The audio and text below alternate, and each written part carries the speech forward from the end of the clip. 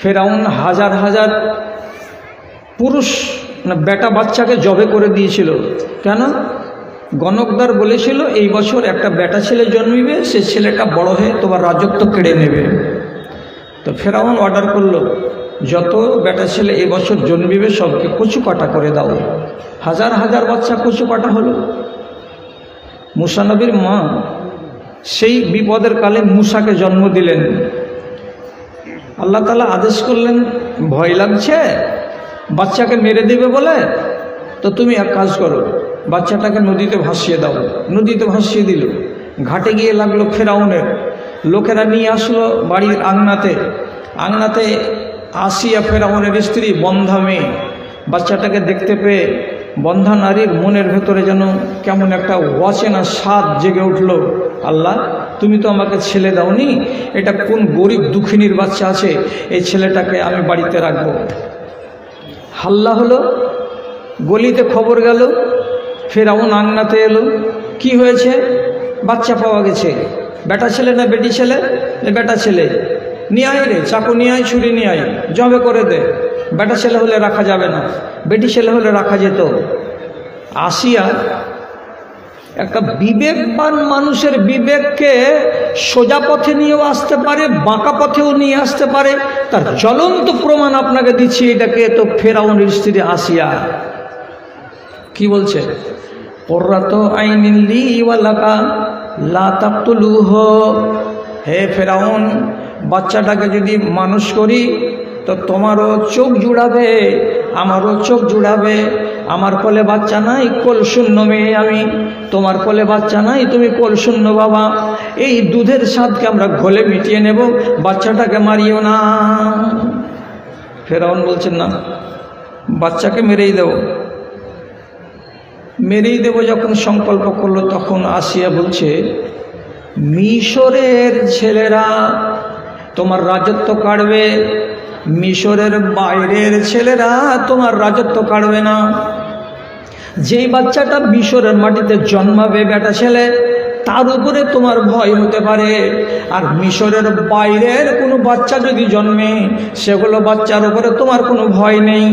কাজে এ বাচ্চাটাকে মিশরের বাচ্চা মনে করিও না, এটা কোনো নিশ্চয়ই গরিবের বাচ্চা। যে মা নিজের বাচ্চাকে মানুষ করতে পারবে না, তারই ভয়ে কোন দিন দুঃখিনী মা উজানের দিকে কোন দূর দেশে বাচ্চাটাকে ভাসিয়ে দিয়েছে। বাচ্চাটা ভেসে ভেসে 2 দিন 3 দিন 4 দিন 5 দিন 6 দিন কয়দিন যে নদীতে ভেসেছে সেটা আল্লাহ জানে। আমাদের ঘাটে এসে লেগেছে। কাজে এ বাচ্চাটাকে মিশরের বাচ্চা ভাবিও না, আর তোমার রাজত্ব কেড়ে নিবে কথাটা ভাবিও না। এটা হলো বিদেশের বাচ্চা, একে রাখো, এটা আমাদের চোখ জুড়াবে। বেকুফ ফেরাউন বাড়িওয়ালির এই চক্রান্তে হুঁ করে দিল, দিয়ে বলছে, ঠিকই বলেছিস, রেখে দে বাচ্চাটাকে। অথচ বাচ্চাটা মিশরেরই। বেলা 10টায় ভাসানো হয়েছিল, বেলা 2:30 3টাতে ঘাটে এসে লেগে গেছে। তো একটা কথাকে বলবার দোষে তিলকে তাল করা যায়, শুধু বলার ভঙ্গিমা থাকা চাই। আসিয়া এমন ভঙ্গিমাতে কথা বলল, ফেরাউনের মতো চালাক চক্ষুষ মানুষের সামনে থ হয়ে গেল। বুদ্ধি ফেল ওর। কার কাছে? তো মহিলার কাছে। ওর বাড়িতে আল্লাহ তাআলা মানুষ করে নিলেন নবী মুসাকে। রেখে দেন ঘটনা বলা আমার উদ্দেশ্য নয়। আমি আপনাকে আরেকটা কথা বলছি। নাম শুনেছেন আপনারা পৃথিবীর ইতিহাসে একজন নাম করা রাজা, তার নাম হচ্ছে বাদশাহ হারুন রশিদ। তার রাজত্ব কত বড় ছিল। যদি পূর্ব আকাশে মেঘ উঠেছে, তো হারুন বাদশাহ বাগদাদের সিংহাসনে বসে মেঘকে দেখে বলেছে, যেখানে বর্ষবি বর্ষে যা, ওখানে আমার রাজত্ব আছে, ওখানে ফসল হবে, ওইখানকার ফসলের ট্যাক্স আমার এই ইরাকের ভান্ডারে পৌঁছে যাবে। দক্ষিণে যদি 100-500 কিলোমিটার 1000 কিলোমিটার দূরে মেঘ বর্ষণ হয়, তো মেঘকে ইশারা করে বলে, বর্ষে যা, ওখানেই বর্ষে যা, ওটা আমার রাজ্য, ওখানে বর্ষণ হতে গেলে ওখানকার ফসল ভালো হবে, এবং ফসল ভালো হলে সেখানকার যতটা অসুর আছে আমার রাজধানীতে চলে আসবে। কত বড় রাষ্ট্রটা ছিল, কত বড় রাষ্ট্র। এত বড়টা রাষ্ট্রের মালিক হলেন কে? বাদশাহ হারুন। তার একটা স্ত্রীর নাম হলো জুবাইদা, আর আরেকটা স্ত্রীর নাম হলো মারাজিল। মারাজিল হলো ইরানি বংশের মেয়ে, আর জুবাইদা হলো আরব বংশের মেয়ে। জুবাইদার পেট থেকে একটা বেটা পয়দা হয়েছিল, তার নাম আমিন। আর মারাজিলের পেট থেকে একটা বেটা পয়দা হয়েছিল, তার নাম হলো মামুন। দুই ছেলেকে লেখাপড়া শিখিয়েছিলেন বাদশাহ হারুন একজন নাম করা সে যুগের আলেমের কাছে, তার নাম হলো জওহার সাকালি। মাদ্রাসা একগাদা ভালোবাসাকে বুকে নিয়ে এবং দিনের দরদকে সাথে নিয়ে উপস্থিত বিভিন্ন শ্রেণীর ছোট বড়, ধনী গরিব, শিক্ষিত অশিক্ষিত আমার প্রাণের ভাই এবং বন্ধুগণ, সেই সাথে মজলিসের এক পাশে আড়ালে স্ক্রিনের সামনে বসে থাকা আমার স্নেহের মাতা ও ভগ্নীগণ, আরম্ভ মাত্রই আল্লাহ রাব্বুল আলামিনের শুকর গুজারি করছি এবং তার সংক্ষিপ্ত স্তুতি গান গাইছি যে মহান আল্লাহ তাআলা আপনাদেরকে, আমাদেরকে সবাইকে বছরের আর এক মাথায় এই জায়গায় সমবেত হয়ে বিভিন্ন ওলামায়ে দ্বীনের মুখ থেকে আমাদের ঈমানকে বৃদ্ধি করে এমন কিছু বায়ানাত শুনে সমৃদ্ধ হওয়ার একটা সুন্দর সুযোগ দান করেছেন। এ থেকে আমরা উপকৃত হব ইনশাআল্লাহ। যে আল্লাহ এই সুযোগটুকু আমাদের দিয়েছেন তার জন্য একটুখানি নামাজ খালালি করুন সবাই মিলে। আমিও করছি, আপনিও করুন মোহাব্বতের সাথে, হালকা করে যদি উচ্চারণ করেন আলহামদুলিল্লাহ। তারপরে তার আখিরি রাসূল রাহমাতুল লিল আলামিন বিপ্লবী জননেতা জনাবে মুহাম্মদুর রাসূলুল্লাহ সাল্লাল্লাহু আলাইহি ওয়াসাল্লামের উপর শত সহস্র দরুদ ও শান্তির ধারা বর্ষিত হোক। আল্লাহুম্মা সাল্লি আলাইহি আল্লাহুম্মা বারিক আলাইহি। বিরাদরানে ইসলাম, আপনাদের সামনে এই মাত্র দুই জায়গা থেকে দুটি আয়াত পড়ে শোনালাম। আয়াতটাকে দুটোকে সামনে রেখে যে সময়টুকু আমার জন্য বরাদ্দ হয়েছে সেটুকুকে গত করার চেষ্টা করব ইনশাআল্লাহ। কোরআন মাজিদের এই একটি আয়াতে আল্লাহ তাআলা বলছেন, তোমাদের কিছু কিছু ছেলে পেলে এবং তোমাদের কারো কারো স্ত্রী তোমাদের জানের দুশ্মন, তোমাদের ঈমানের দুশ্মন। সুতরাং এরকম স্ত্রী থেকে এবং এরকম ছেলেপেলে থেকে সাবধানে থেকো। এইখানে আল্লাহ তাআলা স্ত্রী বলবে সবার নয়, কারো কারো, আপনার ঈমানের এবং আপনার জানের শত্রু হিসাবে আখ্যায়িত করলেন। আবার অন্য আয়াতে আল্লাহ রাব্বুল আলামিন তিনি বলছেন যে ধন সম্পদ এবং তোমাদের ছেলে পিলে এইগুলো হলো পার্থিব জীবনে তোমাদের চোখ জোড়ানোর উপকরণ। তাহলে আবার আওলাদের সম্পর্কে আল্লাহ তাআলা এত সুন্দর কথা শোনালেন। এর মানেটা দাঁড়ালো এই যে আমাদের বাড়িতে যে সমস্ত সহধর্মিনী স্ত্রীগুলো আছে এবং আওলাদগুলো আছে, এরা হলো দুধারী তরবারির মতো। তার মানে কি, তকদির জোরে আপনার যদি জুটে যায় ভালো জীবন সঙ্গিনী, তাহলে আপনার জন্য এটা হলো আল্লাহর বড় নিয়ামত। আর তকদির জোরে যদি আপনার কপালে জুটে যায় এমন নারী যার ভেতরে আখলাক নেই, চরিত্র নেই, শিষ্টাচার নেই, আদব নেই, এবং তার পেট থেকে যেগুলো জন্ম নিচ্ছে আওলাদ, সেগুলো একবারে সব ইবলিশ মার্কা, শয়তান মার্কা, তাহলে আপনার দুনিয়ার জীবনটা জাহান্নামের সমতুল্য। দুটোই গুণ আছে এই দুই শ্রেণীর মধ্যে। সুতরাং আমি যে আমার দাম্পত্য জীবনটাকে গড়ব, তার জন্য আমার প্রাথমিক চেষ্টাটা কি হবে? রাসূলুল্লাহর হাদিস বলছে, ধন দেখে, মাল দেখে, রূপ দেখে, দিন দেখে বিবাহ করো, কিন্তু শেষের বেলায় বলছেন ফাজফর বে জাতি দিন। যে মহিলার কাছে রং কম আছে থাক, বংশ তেমন নাম করা নয় তা হোক। যে মহিলার কাছে অর্থ ধন সম্পদ কম আছে তা হোক, কিন্তু তার কাছে দিন আছে, তার কাছে ধর্ম আছে, তার কাছে ঈমান মজবুত আছে, বলিষ্ঠ আছে, তাহলে ওই তিনটা যদি না পাওয়া যায় আর শুধু যদি তার ভেতরে দিনদারিতে পাওয়া যায়, তাহলে সেই নারীকে চয়ন করো। কেন? এই নারী আপনার আগামী জীবনের যতদিন বাঁচবেন ততদিনের জন্য সঙ্গী। এই সঙ্গীর ভেতরে যদি দিন থাকে, তাহলে জীবনের সর্বত্র ক্ষেত্রে আপনি নিজে শান্তি বোধ করবেন। আর এর ভেতরে যদি দিন না থাকে, তাহলে আপনি উঠতে বসতে চলতে সব সময় আপনি একটা নরকের আযাব অনুভব করবেন। তাহলে দুই রকমের চরিত্র আমাদের মায়েদের ভেতরে এবং আওলাদের ভেতরে আছে। আমি আপনাকে কাটা কাটা কিছু কথা বলছি, কথাগুলোর প্রতি সুবিচার করবেন।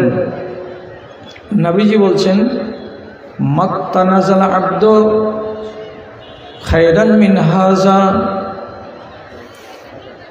একটা মানুষের কাছে যদি 10 ভরি সোনা থাকে, আপনি বলবেন আমি ধনী মানুষ, নবীজি বলছেন সে ধনী নয়। একটা মানুষের কাছে যদি 30 বিঘা জমি থাকে, সে যদি দাবি করে আমি সচ্ছল, নবী বলছেন সে সচ্ছল নয়। আপনি যদি বলেন আমার গাড়ি আছে, বাড়ি আছে, আমি খুব ধনী মানুষ, আমি খুব সুখী মানুষ, নবীজি বলছেন তা নয়। তাহলে সবচাইতে সচ্ছল মানুষ, ধনী মানুষ এবং সুখী মানুষ কোনটা? তো রাসূলুল্লাহ বলছেন, কলবুন শাকিরুন ওয়া লিসানুন যাকিরুন ওয়া যাওজাতুন সালিহাতুন তুইনুকা আলা আমরি দীনিকা ওয়া দুনিয়াকা। তোমার জিহ্বাটা যদি আল্লাহ রাব্বুল আলামিনের জিকিরের সঙ্গে মাঝে মাঝে নড়ে, দিনে রাতে যখন তখন তোমার মুখ দিয়ে যদি সুবহানাল্লাহ বেরোয়, আলহামদুলিল্লাহ বেরোয়, মাঝে মাঝে লা ইলাহা ইল্লাল্লাহ বেরোয়, তাহলে এমন যে জীবটা জবানটা আছে আল্লাহর জিকিরে মাঝে মাঝে ভিজে যায়, এই লোকটাকে রব্বুল আলামিন বলছেন এটা বড় সম্পদশালী লোক। তারপরে নবীজি বলছেন, একটা মানুষের কাছে অন্তর আছে, অন্তরটা অত্যন্ত অত্যন্ত শুকরগুজার। যদি বন্যার কারণে সম্পদ হারিয়ে যায়, মাল কম হয়ে যায়, ফসল কম হয়ে যায়, তবুও হাই হাই করে না, তবুও নাই নাই করে না, সব সময় শিকায়ত করে না, অভিযোগ করে না, যা আছে তার কাছে সেটাই পেয়ে আলহামদুলিল্লাহ বলে আল্লাহর শুকরিয়া আদায় করে। নবীজি বলছেন ও অল্প পেয়েও যে লোকটা আল্লাহর শুকরিয়া আদায় করে, সেই লোকটার মতো ধনী লোক দুনিয়াতে আর কেউ নাই। 3 নম্বরে নবীজি বলছেন যাওজাতুন সালিহাতুন তুইনু আলা আমরি দীনিকা ওয়া দুনিয়াকা। আপনার যেটা সহধর্মিনী, সেই সহধর্মিনী বিবিটা এমন আপনি পেয়েছেন ভাগ্য জোরে, যে বিবি আপনাকে ধর্মের বিষয়ে সহযোগিতা করে এবং আপনার দুনিয়ার ব্যাপারেও আপনাকে সুন্দর বুদ্ধি দেয়, দুনিয়ার ব্যাপারেও আপনাকে সুন্দর সুন্দর পরামর্শ দিয়ে আপনাকে সফলতার মুখ দেখায় এবং দিনের বিষয়ে আপনাকে ভালো পরামর্শ দিয়ে আপনাকে দিনদার বানাতে চেষ্টা করে। এমন বিবি যদি থাকে, নবীজি বলছেন এই লোকটা হলো সবচাইতে বড় ধনী। সব থেকে বড় ধনী মানুষ যারা এই 3টা জিনিসকে পেয়েছে। তারপরে আরেকটা কথা শিখুন, নবীজি বলছেন সাআদাতুদ দুনিয়া ফি 40, দুনিয়াতে যারা সৌভাগ্যবান তারা যদি চারটি জিনিস পেয়ে থাকে তাহলে তারা সৌভাগ্যবান। আর চারটি জিনিসের যদি কিছু অভাব ঘটে থাকে, না পেয়ে থাকে, তাহলে সে নিজেকে ভাগ্যবান বলে দাবি করতে পারে না। কি কি চারটা জিনিস? আঙুলে গুনেন। আল মারকাবুল হানিয়, আল্লাহ তাআলা আপনাকে একটা বাহন দিয়েছেন, আরামদায়ক বাহন। বাহনটা হতে পারে আরব দেশের লোক হতে গেলে একটা উট, যদি ভারতের লোক হয় তাহলে হতে পারে একটা মারুতি কার, হতে পারে আর একটা কিছু বলদের গাড়ি, মহিষের গাড়ি। এরকম একটা আরামদায়ক আপনার কাছে সওয়ারি আছে, একটা ঘোড়া আছে, তাও হতে পারে। এক। 2 নম্বরে নবীজি বলছেন যেই লোকটার কাছে একটা প্রশস্ত বাড়ি আছে, ঘুচিমুচি কামরা নয়, বড় বড় কামরা, বেটার কামরা আলাদা, বিবির কামরা আলাদা, নিজের কামরা আলাদা, মেহমানের কামরা আলাদা, একটা ডাইনিং স্পেস আছে বড়, সাইডে বাথরুম আছে, গোসলখানা আছে, পায়খানার ঘর আছে, এমন একটা আরামদায়ক যদি বাড়ি থাকে, এটা হলো 2 নম্বর। 3 নম্বরে নবীজি বলছেন তোমার প্রতিবেশী যদি ভালো হয়, তোমার বাড়ি লাগালাগি আর একটা লোকের যে বাড়ি আছে সে বাড়িওয়ালাটা সে যদি চরিত্রবান হয়, সে যদি দিনদার হয়, তাহলে ভালো চরিত্রবান সুন্দর পড়োশি হলো 3 নম্বরে থাকা। 4 নম্বরে নবীজি বলছেন জাওজাতুন সালেহাতুন, আর তোমার ওই সুন্দর সচ্ছল বাড়িতে, প্রশস্ত বাড়ির ভেতরে একটা বিবি আছে, রং তার কালো হতে পারে, সুন্দরী কম হতে পারে, সেগুলো ফ্যাক্টর নয়। আসল কথাটা হলো ওই মহিলা বড্ড দিনদার, বড্ড চরিত্রবান এবং স্বামী ভক্তি অতি পরিমাণে জানে, এবং কেমনটার নাম দিন আর কোনটার নাম দুনিয়া সেগুলো ভালো বুঝতে পারে, যে সংসারটাকে সুন্দর করে নিয়ে চলে সঙ্গে করে স্বামীর। এই 4খানা গুণ যারা পেয়েছে চোখের সামনে, নবীজি বলছেন এরা দুনিয়ায় কামিয়াব ইনসান, কামিয়াব। তাহলে দুটোই হাদিসের ভেতরে নেক স্ত্রীর কথা বারে বারে আসছে, এটার দিকে একটু ভাবা দরকার।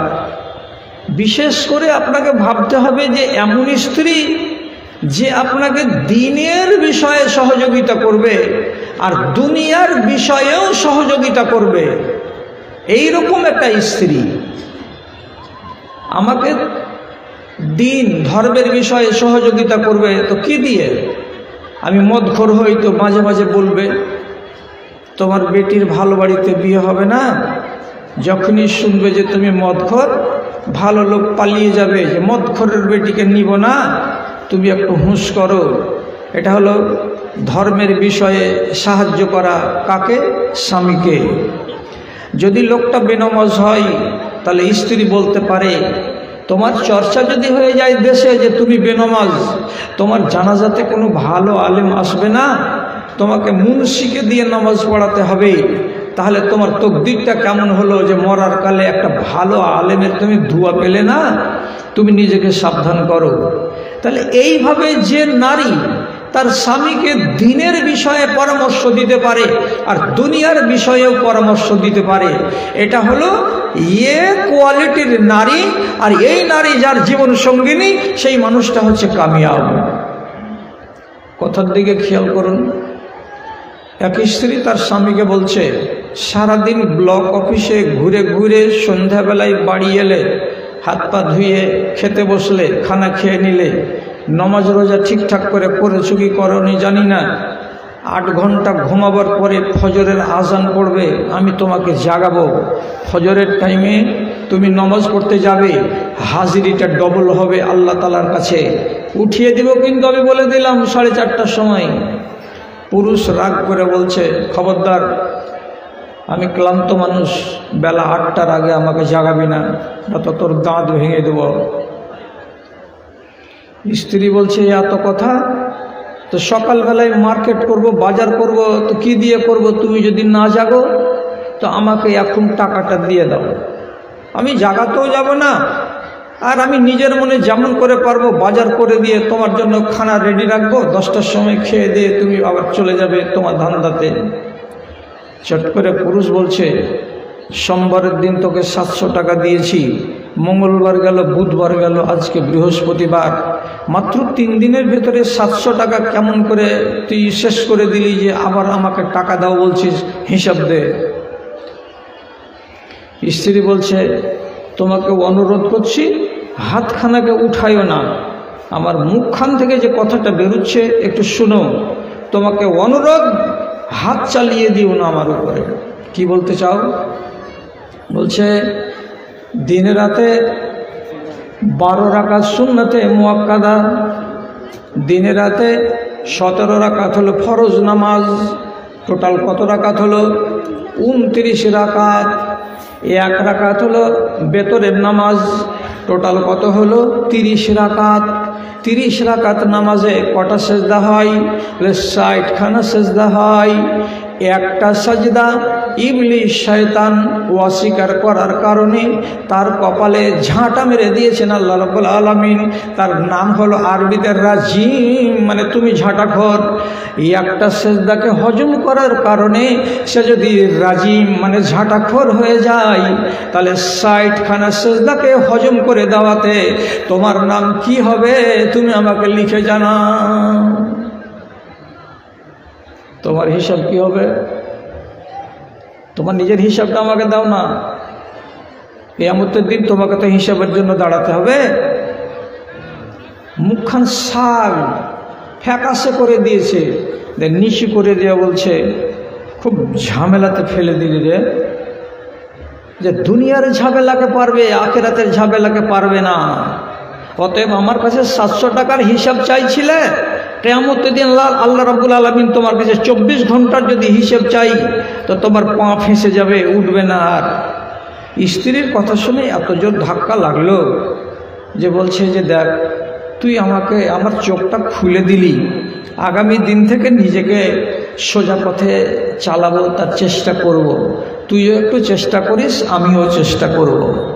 তাহলে একটা নারী তার ভেতরে কতটা যোগ্যতা আছে যে বিভ্রান্ত পথের পথিক স্বামীকে সোজা পথে নিয়ে আসতে পারে, এই যোগ্যতাটা আল্লাহ রাব্বুল আলামিন তাদেরকে দিয়েছেন।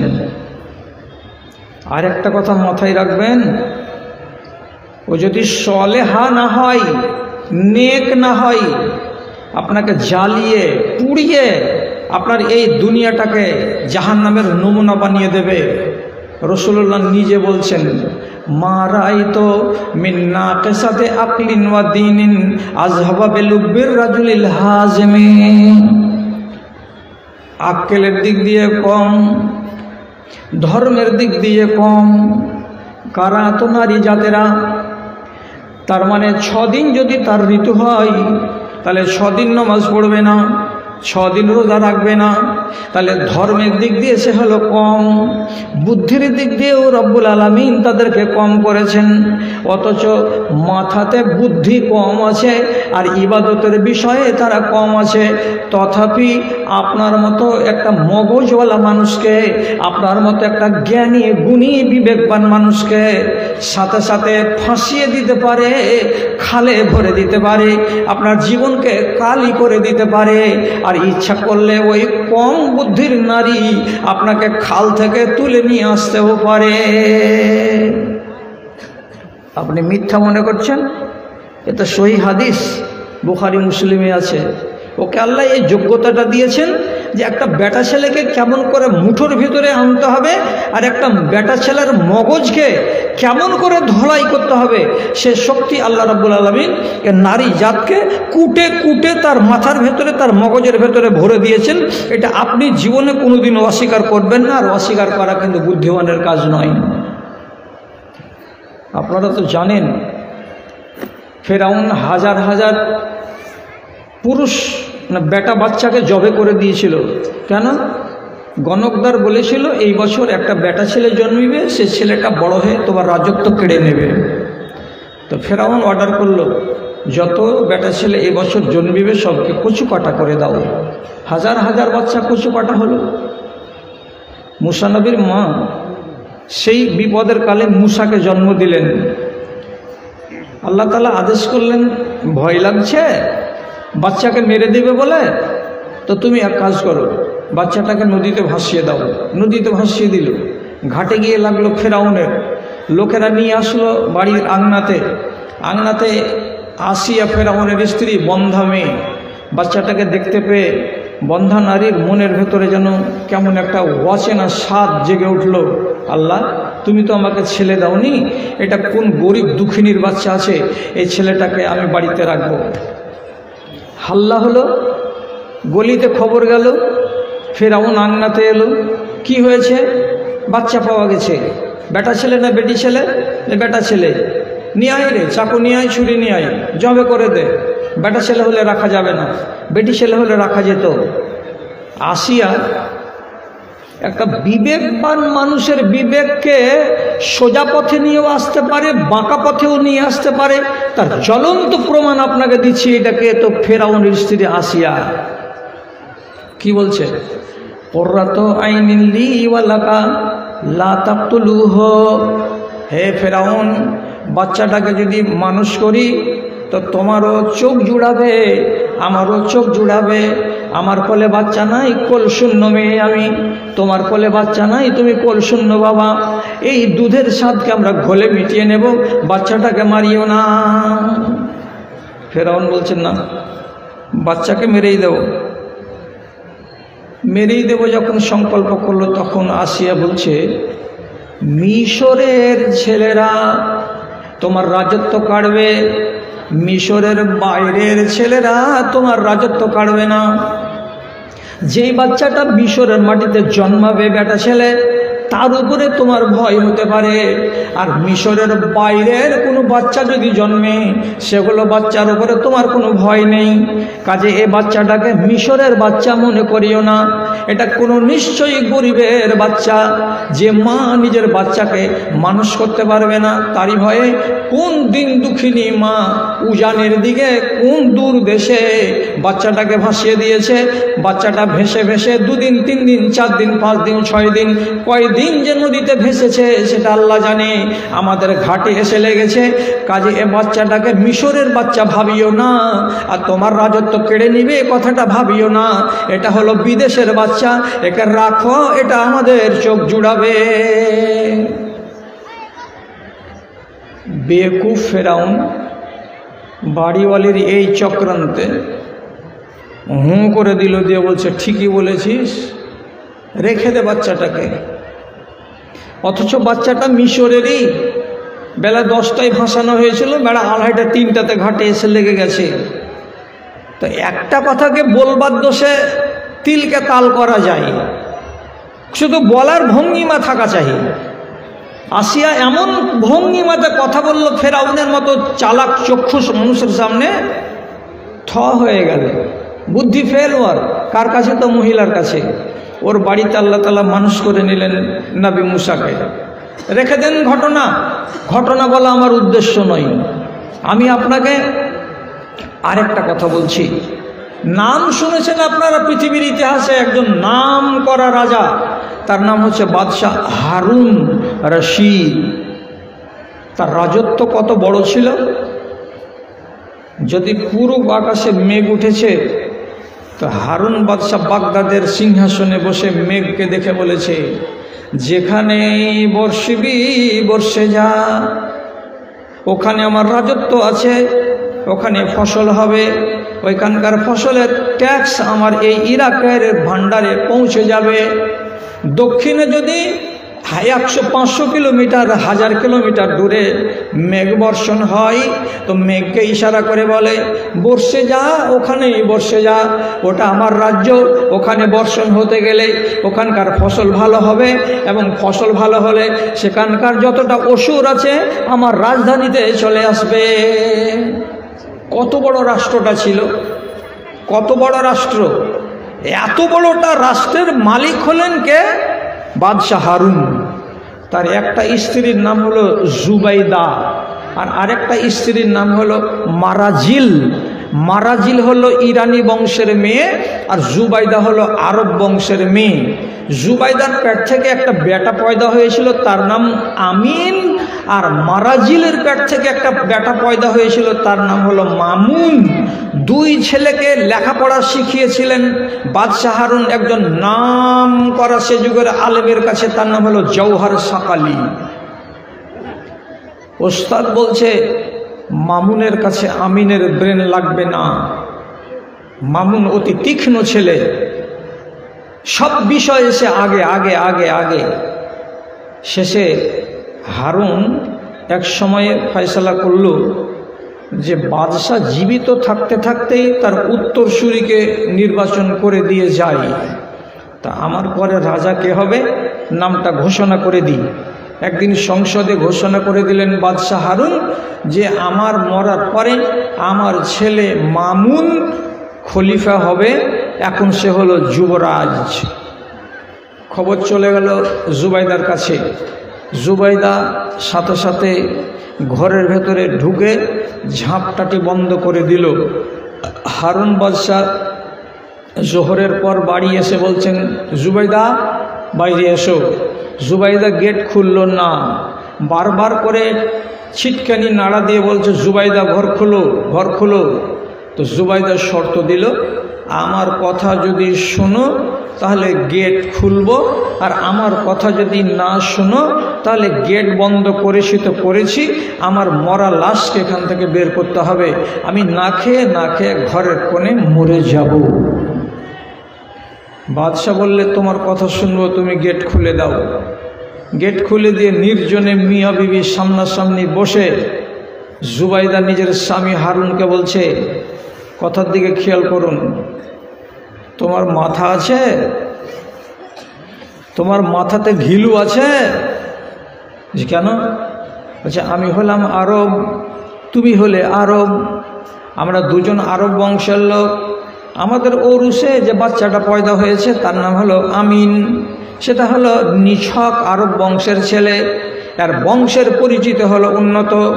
আর তোমার একটা বেটা যেটার নাম মামুন, এর মা হলো ইরানের মেয়ে, মেয়েটা ছিল লন্ডি, লন্ডির পেটের বাচ্চা, মা হলো আরব মানে আজমি, আর বাবা হলো আরব। তাহলে এমন মিক্সচার বংশের ছেলে, সেই ছেলেটাকে তুমি আগে খলিফা বানালে, আর আমার ছেলেটা আরব বংশের খাস ছেলে, তাকে তুমি পিছে ফেলে দিলে কেন? তোমার মাথা নাই, তোমার মগজ নাই, তোমার বুদ্ধি নাই। ওরে আরব বংশের গৌরব, ওর যে প্রতিভা বেশি আছে এটা দেখবে না, দেখলো না। বাদশাহ হারুনকে বাধ্য করে দিল। শেষে বাদশাহ হারুন নিজের বিবিকে বলছে নাম প্রত্যাহার করা যাবে না, তবে একটা ফয়সালা করে দিচ্ছি, তা কি?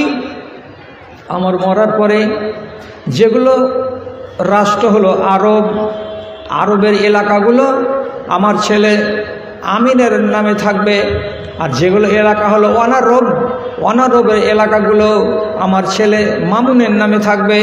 আমি যখন মরে যাব রাষ্ট্রটাকে এই দুই ভাগে ভাগ করে দিতে হবে। তার মানে কি? সৌদি আরব, তারপরে ইরাক, তারপরে হলো মিশর, তারপরে সিরিয়া, তারপরে আফ্রিকার এলাকা, তারপরে সুদান, তারপরে ইয়ামান, এগুলো সব আরব দেশ।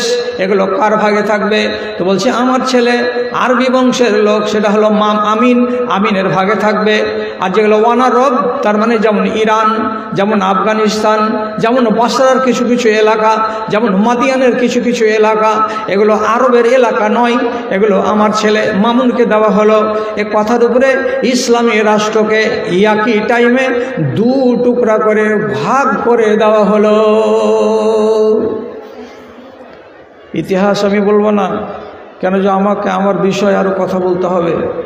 এদিকের কথাকে রেখে দেন, পরিণামটা ভয়াবহ হয়েছে, বলার টাইম নাই আমার কাছে। কিন্তু এই যে ভয়াবহ পরিণামটা সৃষ্টি করলো, আর একই সময়ে ইসলামী রাষ্ট্রকে ভাগ করে দুই টুকরা করে দিল, আর একই সময়ে ইসলামী রাষ্ট্রে দুটো রাজাকে ঘোষণা করে দিয়ে যে মরে গেল বাদশাহ হারুন। এত সাংঘাতিক বড় ভুল ইতিহাসে আপনি আলোচনা করে দেখবেন, পড়ে দেখবেন, কোনো রাজা এত মারাত্মক ভুল করে যায়নি, যে ভুলটা করে গেছে কে? তো বাদশাহ হারুন। আবার পড়ুন, হারুন বাদশাকে ভুলটা করিয়েছে কে? তো তার স্ত্রী। তাহলে রাসূলুল্লাহ কি বলছেন? আযহাবা বিলুব্বির রাজুলিল হাজমে, আপনার মতো বিবেকবান মানুষকে, আপনার বিবেকটাকে নষ্ট করে দিতে পারে কে? তো আপনার বিবি। ওর ভেতরে যদি গঠনমূলক প্রতিভা থাকে তাহলে আপনার মতো মানুষটাকে আরও ফলে ফুলে বৃদ্ধি করে দেবে। আর স্ত্রীর ভেতরে যদি ধ্বংসাত্মক প্রতিভা থাকে তাহলে আপনার মতো দিনদার ইমানদার পরেশগার মানুষটার ইমানকে লুটে পুটে ছাই করে দিতে পারে। আল্লাহ রাব্বুল আলামিন সেই যোগ্যতা নারীদের ভেতরে দিয়েছেন। এরা আপনাকে দ্বীনের বিষয়ে মদত করবে আর ধর্মের বিষয়েও মদত করবে। এ কথাটা কে বললেন? তো নবী করিম সাল্লাল্লাহু আলাইহি ওয়াসাল্লাম বললেন। ধর্মের বিষয়ে কেমন করে মদত করতে পারে আপনার স্ত্রী আপনাকে? উদাহরণ কি দেব আপনাকে? যেদিন মক্কা বিজয় হলো, নবী করিম সাল্লাল্লাহু আলাইহি ওয়াসাল্লাম এত বড় কাগজে 10টা লোকের নাম, 12টা লোকের নাম, এর ভেতরে 8টা পুরুষ লোক আর 4টা মহিলা, এই 12 জন লোকের নামকে লিখে কাবার দেয়ালে ঝুলিয়ে দিলেন। আর তার উপরে লেখা থাকলো কি? মোস্ট ওয়ান্টেড পারসন, মানে এরা হলো চরম সাংঘাতিক শত্রু, চরম সাংঘাতিক দুশ্মন। দিয়ে রাসূলুল্লাহ নিচে লিখে দিলেন কি? ফাকতুলুহুম হায়সু ওয়াজাদতুমহুম, এই 12 জন লোকের একজনকেও যদি তোমরা যেখানে পাবে কতল করে দেবে, মার্ডার করে দেবে। যদি তাকে কতল করে দেওয়া যায় তো তার রক্তের মূল্য লাগবে না, তার রক্তকে মূল্যহীন ঘোষণা করা হলো। তোমরা মারবার কালে চিন্তা করিও না, ভাবনা করিও না। 12 জন আসামির যাকেই পাবে, যেখানেই পাবে, তোমরা কপিয়ে শেষ করে দেবে। কঠিন সাংঘাতিকেরা। তার ভেতরে একটা লোকের নাম এলো ইকরামা বিন আবি জাহাল। আবু জাহালের বেটা, নাম ইকরামা। যখন দেখলো যে আল্লাহ, যে ঘোষণা হয়েছে মক্কাতে 3 দিন লুকিয়ে থাকা যাবে না, মক্কা বিজয় হয়ে গেছে, আর আমাকে যেমনি পাবে মুসলমানেরা, যা ক্ষতি করেছি নবীজি আমাকে তো রেজি করে দেবে, রাখবে না জিন্দা। রাতারাত পালিয়ে গেল ইয়ামান দেশে। ইয়ামান দেশে স্ত্রী, তার নাম উম্মে হাকিম। মেয়েটি মুসলমান, স্বামী হলো মুশরিক। মুসলমান মহিলা রাসূলুল্লাহর কাছে এসে মিঠা ভাষাতে আরজি জানিয়ে বলছে, নবীজি আমি একটা মুসলিম মহিলা, আমার স্বামী ইকরামা কাফের, আপনি কতলের পরোয়ানা দিয়েছেন, জানের ভয়ে স্বামী পালিয়ে গেছে, আমি একা মহিলা বাড়িতে কি করে থাকব, আর আমার খাবার দাবারের ব্যবস্থা কি হবে? আপনি যদি নিরাপত্তা দান করেন আমার স্বামীর নামে, তাহলে আমি বাড়ি থেকে বেটি ছেলে বেরিয়ে আমার স্বামীকে খুঁজে তাকে নিয়ে সোজা পথে এনে আপনার পায়ের কাছে এনে হাজির করব, করে তাকেও ইমানদার বানিয়ে আমরা মিয়া বিবি মক্কাতে সুখের জীবন বানাবো। আপনি আমার স্বামীকে নিরাপত্তা দিচ্ছেন না দিচ্ছেন না? যদি আমি তাকে খুঁজে নিয়ে আসি। কথা বুঝেন? কে বলছে? একটা মহিলা, একটা মেয়ে ছেলে, স্বামী চলে গেছে এমন দেশে। মহিলা তার নিজের দাসকে সাথে করে নিয়ে 2টো উটের পিঠে চড়ে হাঁটতে, উট চালাতে চালাতে চালাতে চালাতে 8 দিনের মাথায় ইয়ামান দেশে গিয়ে পৌঁছিল। যেখানে যেখানে চৌরাহায় মানুষের জটলা দেখতে পাওয়া যায়, সেখানে গিয়ে ওই মহিলা আওয়াজ দিয়ে বলে, আইয়ুহান নাস হাল ফিকুম ইকরামা, ও লোকেরা, মক্কা থেকে একটা জোয়ান পালিয়ে এসেছে তোমাদের দেশে, তার নাম ইকরামা, তাকে তোমরা কেউ দেখেছো কিনা বলো তো? এখানে যাই, ওখানে যাই, মিলনগড়ের চৌরাহাতে যাই, একবার রাজধানী মোড়ে যাই, একবার সোনাকুলের তীরমোহনীতে যাই, এ করতে করতে করতে করতে শেষ পর্যন্ত নিজের স্বামী হারিয়ে যাওয়া ইকরামাকে খুঁজে বের করে নিল। কে? তো এই উম্মে হাকিম। ওর কাছে যেয়ে বলছে মক্কা যেতে হবে। বলছে, হে পাগলি, বেঁচে আছি, দেশ ছেড়ে পালিয়ে এসেছি, তাও মুখখান দেখতে পালি, মক্কা চলে গেলে কচু কাটা করে দিবে, দেখতেও পাবি না, আমাকে থাকতে দে এই দেশে, কেন ডাকছিস মক্কায়? মেয়ে ছেলে, হাদিসটাকে মাথা থেকে নামাবেন না। বড় বড় বুদ্ধিমানের বুদ্ধিকে সোজা লাইনে নিয়ে চলে আসবে, মুঠার ভেতরে করে নিতে পারবে কে তো এ নারী। ওকে তখন বলছে, যে তোকামিন আউসালিন্না আছে ও আবারিন্না আছে, আমি তোমার কাছে এসেছি পৃথিবীর সবচাইতে আত্মীয়তার বন্ধনকে রক্ষাকারী মানুষের কাছ থেকে। আমি তোমার কাছে এসেছি পৃথিবীর সবচাইতে নেকার মানুষের কাছ থেকে। ওকাদ আখাজতুলাকাল আমনা, আমি তোমার জন্য ওই পবিত্র ব্যক্তি নবী মুহাম্মাদের কাছ থেকে নিরাপত্তা আদায় করে নিয়েছি। তোমাকে নিয়ে যদি মক্কা যাই, তাহলে কোনো মানুষ, কোনো মায়ের লাল তোমাকে মারতে পারবে না, কেন যে নবীজি আমাকে নিরাপত্তা দিয়েছেন। স্বামী বলছে, বেটি ছেলে হয়ে এত বড় কাজ কেমন করে করলে রে? যে হ্যাঁ আমি করেছি, চলো তোমাকে যেতে হবে। ফিরে আসতো না সহজে, মাঝখানে একটা ঘটনা ঘটে গেছিল। নৌকায় চড়ে যখন ওপার যাচ্ছিল লোহিত সাগরকে ডিঙিয়ে, তো তখনই উঠেছিল একটা ঝড় তুফান। ঝড়ের কালে যত যাত্রী সবাই তখন একসাথে আওয়াজ করছে আর বাঁচবার জন্য বলছে, ও লোহল, ও লোহল, ও লোহল, ইয়া লাতো, ইয়া মানাতো, ইয়া লাতো, ইয়া মানাতো। যে মানাতকে মানে সে মানাতকে ডাকছে, যে লাতকে মানে সে লাতকে ডাকছে, যে হবল বড় খোদাকে মানে সে বড় খোদাকে ডাকছে। এমন সময় নাবিক বলেছিল, ও দুনিয়ার মানুষেরা, ফাতরুকুহুন্না, এই দুনিয়ার মাবুদগুলোকে ফেলে দাও, এখন একমাত্র মাবুদ যিনি আসমানে আছেন তাকে এই ডাকো।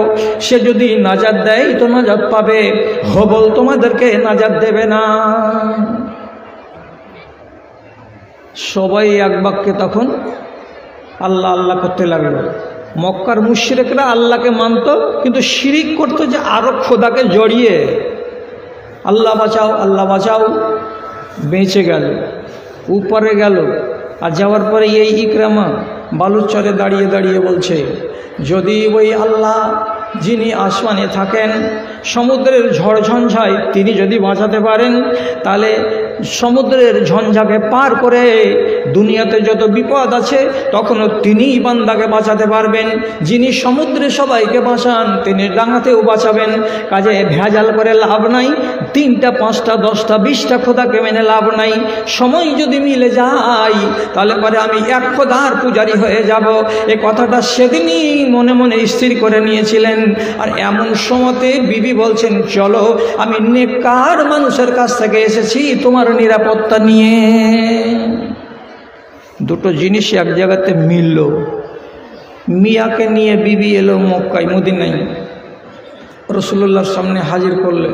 শরমে আসছে না। রসুল্লাহ বলছেন, এসো, কাছে এসো না। রসুল কাছে যখন ডাকলেন তার মুচকি একটু হাসলেন।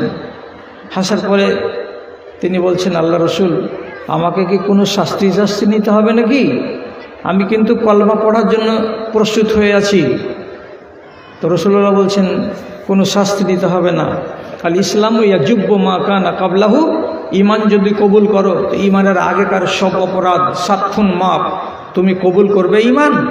স্ত্রী বসে, তার পাশে বসেছিল স্বামী, রাসূলুল্লাহর দিকে হাত বাড়িয়ে ইমান কবুল করলো।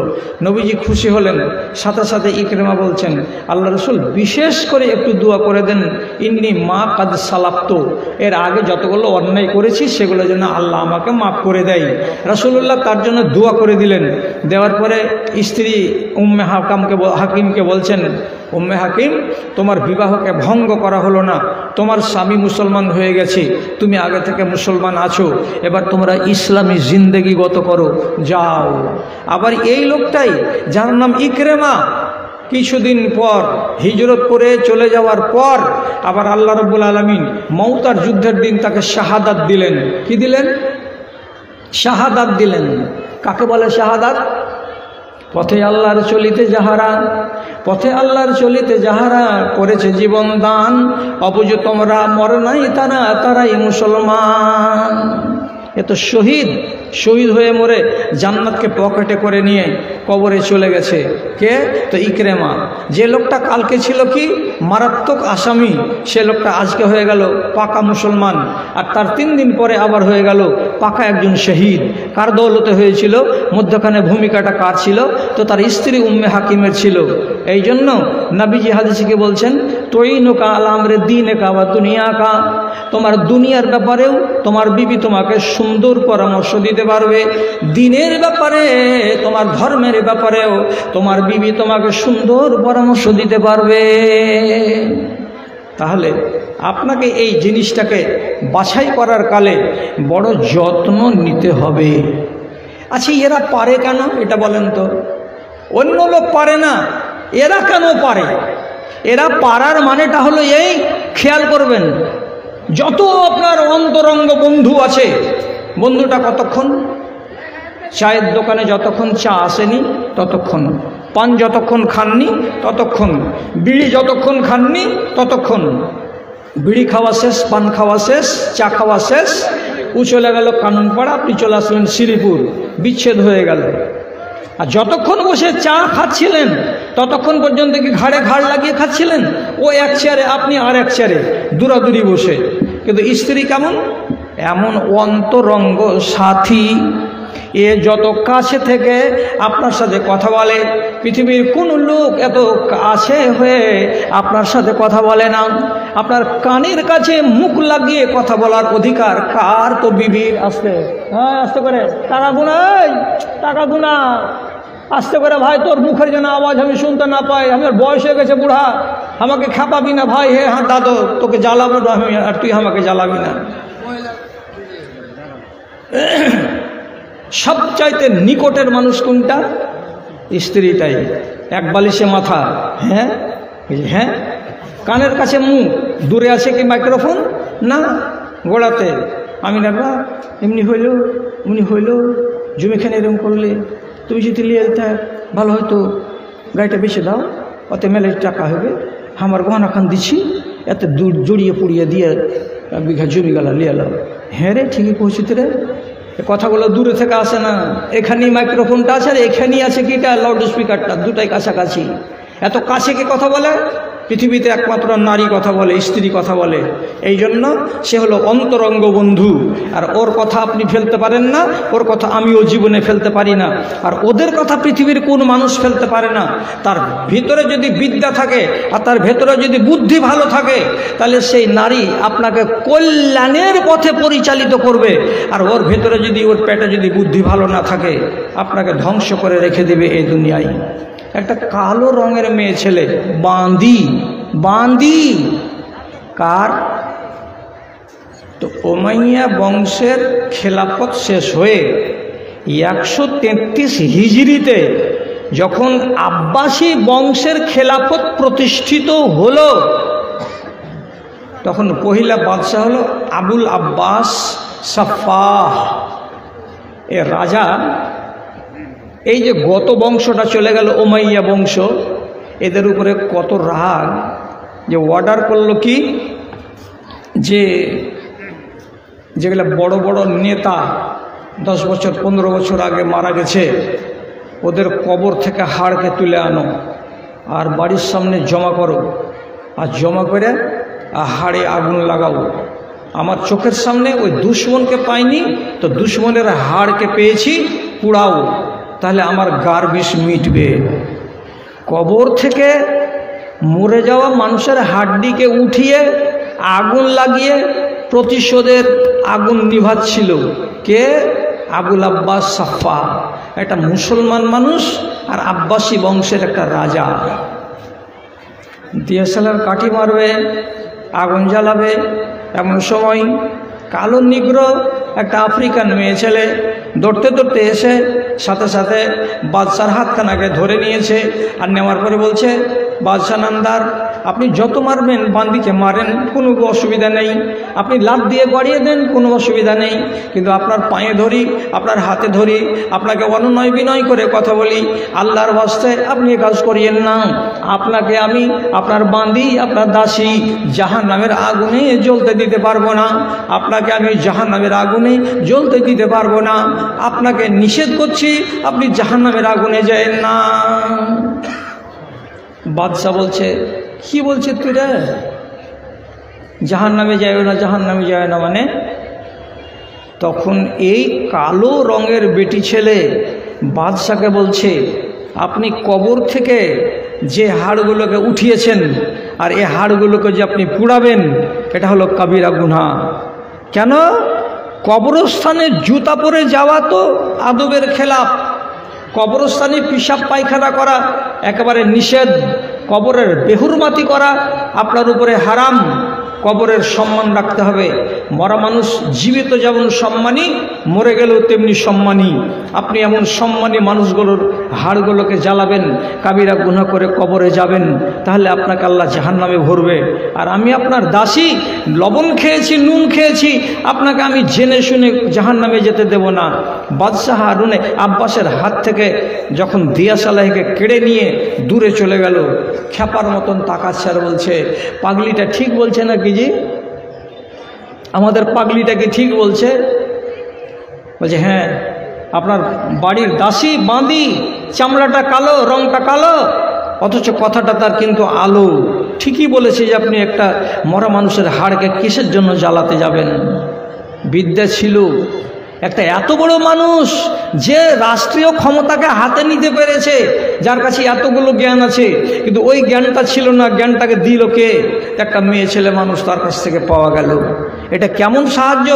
এটা দ্বীনের বিষয়ে সাহায্য করলো। এটা ওর বিবি নয়, এটা বাইরের স্ত্রী, কিন্তু স্ত্রীর ভেতরে, নারী জাতির ভেতরে এই যোগ্যতাটা আছে যে আপনাকে সৎ কাজে কি করতে পারে?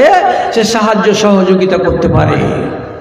ভাইজান, যদি বুঝতে পারেন দিনের বিষয়, যদি বুঝতে পারেন দুনিয়ার বিষয়, তাহলে আপনাকে আলাদা আলাদা করে বুঝিয়ে বুঝিয়ে দিচ্ছি, কথাগুলোকে উল্টো পাল্টা করে দিবেন না। আমি একটা কথা বলি, হযরত আবু বকর সিদ্দিক রাদিয়াল্লাহু তাআলা আনহু একদিন মদিনার মসজিদে খুতবা দিলেন। খুতবা দিতে দিতে বলছেন, ফালিয়াতে এবেলা সাদাকাতে, ও যেগুলো মদিনার আমাদের সরকারি রাখাল আছো, সরকারি রাখালগুলোকে বলছি, বাবারে, আমাদের যেগুলো সাদকার উট আছে, কোনোগুলো হরদমনগরের মাঠে চড়ছে, কোনোগুলো রাঙাইপুরের মাঠে চড়ছে, কোনোগুলো এদিকে উত্তর দিকে জালালপুরের মাঠে চড়ছে, যতগুলো উট আছে সাদকার, সব উটগুলোকে আগামীকাল বেলা 10টার সময় হাজির করে দাও।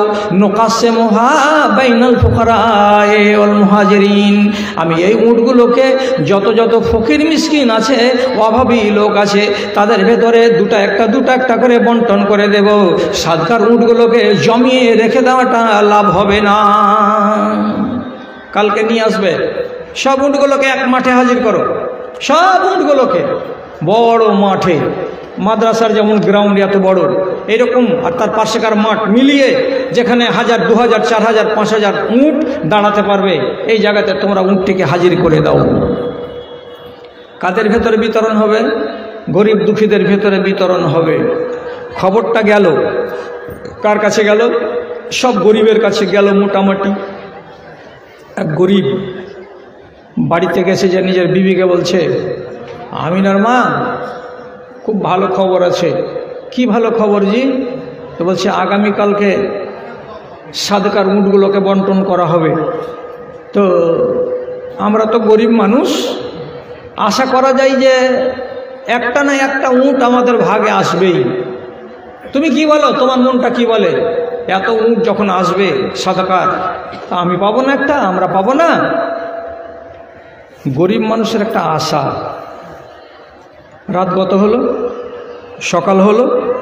সকাল যখন হয়েছে, তখন স্ত্রী ওকে এখানে 3 হাত লম্বা ইরাক বৃক্ষের একটা লাঠি, এতখানি মোটা, কিংবা খেজুরের ডাল ওর হাতে ধরিয়ে দিয়েছে স্বামীর। আর দেওয়ার পরে বলছে, খোজাহাজাল খেতামা, লাআল্লাল্লাহ ইয়ারযুকুনা আল ইয়াউম এবেলান। স্বামী লাঠিখানাকে হাতে করো, আর হাতে করে তুমি এবার মসজিদে নববীর দিকে যাও। তুমি খালি হাতে কেন টান টান টান টান করে হেঁটে চলে যাচ্ছ? ঘাড়ে গামছা চাপিয়ে নিয়েছো, আর কিছুই কেন হাতে করলে না? আমি তোমার বিবি বলছি লাঠিখানাকে হাতে করে যাও। কি করব লাঠি নিয়ে গিয়ে? তখন বলছে আল্লাহ ইয়ারযুকুনা এবেলান, হতে পারে আল্লাহ রাব্বুল আলামিন আজকে আমাদের নসিবে একটা উট দান করবেন, হতে পারে দুটা উট আমাদের ভাগ্যে আসতে পারে। তো যদি উট দেয় তাহলে উটটাকে হাঁকাবার জন্য তো একটা লাঠি লাগবে, বিনা লাঠিতে উটটাকে তো হাঁকিয়ে বাড়ি আনা যাবে না। তার জন্য এই লাঠিখানা তোমার হাতে তুলে দিলাম, এটাকে নিয়ে তুমি ময়দানে যাও। এ তো সোজা কাপা ছিল, বুদ্ধি দিয়ে তাকে খাড়া করলো কে? তো তার স্ত্রী। এবার লাঠিটাকে নিল, আর নেওয়ার পরে হাঁটতে হাঁটতে হাঁটতে হাঁটতে মদিনা মসজিদের পাশে যে মাঠে জড়ো হয়েছে সব উটগুলো, সেখানে হাজির।